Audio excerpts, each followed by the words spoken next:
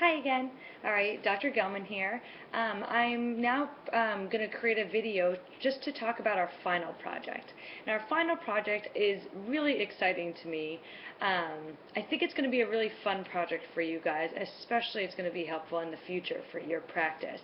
They're going to just be client handouts.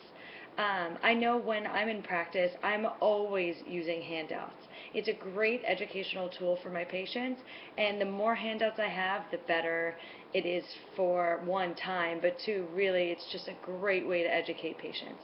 So I figured this would be a good opportunity to have our class and everyone help create handouts for the different life cycles, so we'll all have on hand a bunch of different files from a bunch of different classmates, just so once you start your practice, you've got a lot going on for you. And for a lot of you who are currently practicing, you can add to your files. So, this final project is worth 40 points. There's no final in this course. This is just a final project to end the course.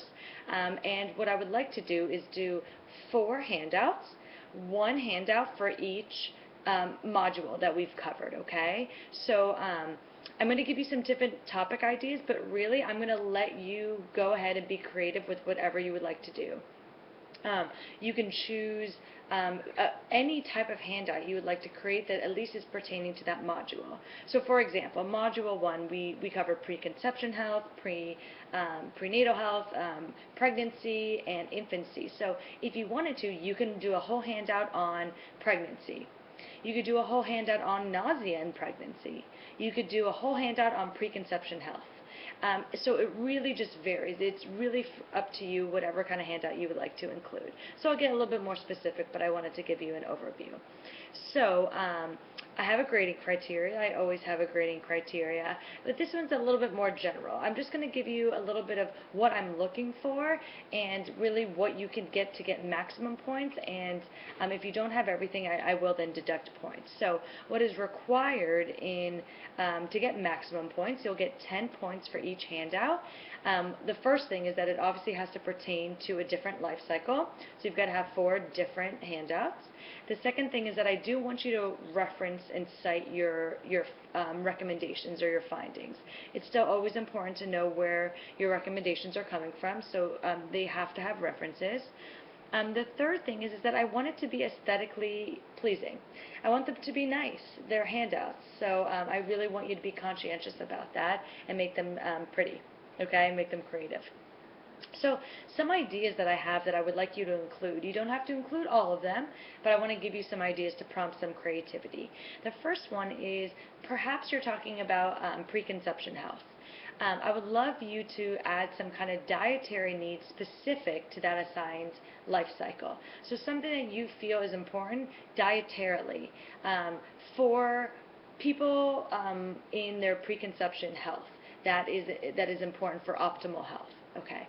The second thing could be recommended supplements for optimal health during that life cycle or during that condition or during that time in one's life. So for preconception health, we oftentimes talk about how important vitamin D is or how important DHA is, and there's a list of things. So in that handout, you can go ahead and list some of these recommended supplements for optimal health.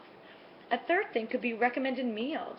Maybe we just need some good ideas, good snack ideas, some good meals throughout pregnancy, good meals throughout, the elderly population could have some good recommended meals. So, be creative, really utilize the knowledge that we learned throughout this course.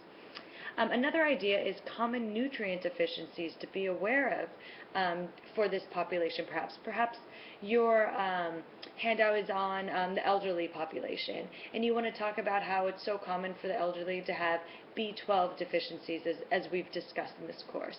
Perhaps you can incorporate that in your handout as an educational tool and then recommend some B12 supplementation. Another idea that you can include in these handouts is common conditions associated with that stage of life for that patient to be aware of. And maybe you can recommend ways to prevent these conditions or even treat them nutritionally if they do have these conditions.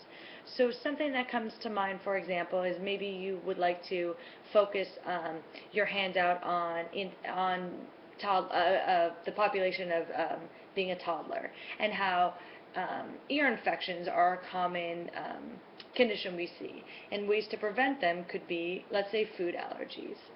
So things like that. I'm just trying to get ways for you guys to think about various things to include in your handout. So once again, I really want this just to be a creative process. Each person will come up with their own 4 handouts. We'll share them all with each other. We'll post them once again under the discussion board, so you can now have access to everyone. What you will need to do is develop 4 threads. You would need 4 different threads, 1 thread for each handout.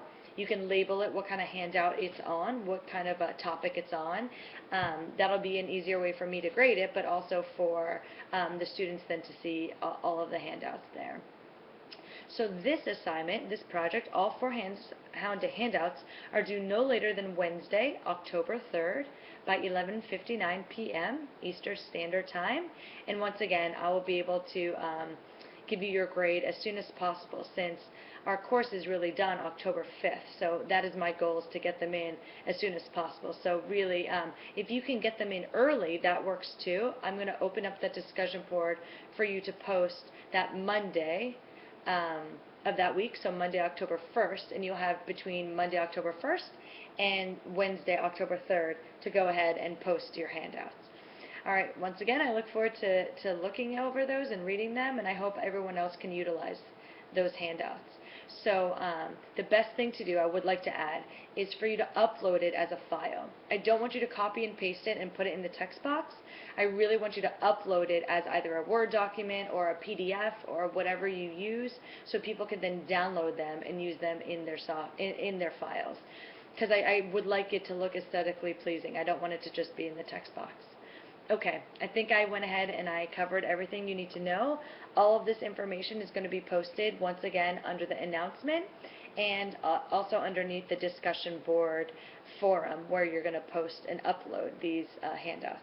All right, once again, any other questions, comments, feel free to email me. I always like questions, or go ahead and post in our general question forum that we have on the discussion board.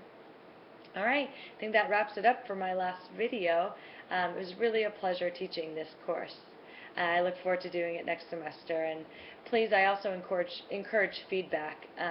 I want to improve this course as much as possible, so emails, anything for feedback would be really appreciated, both good and bad, please.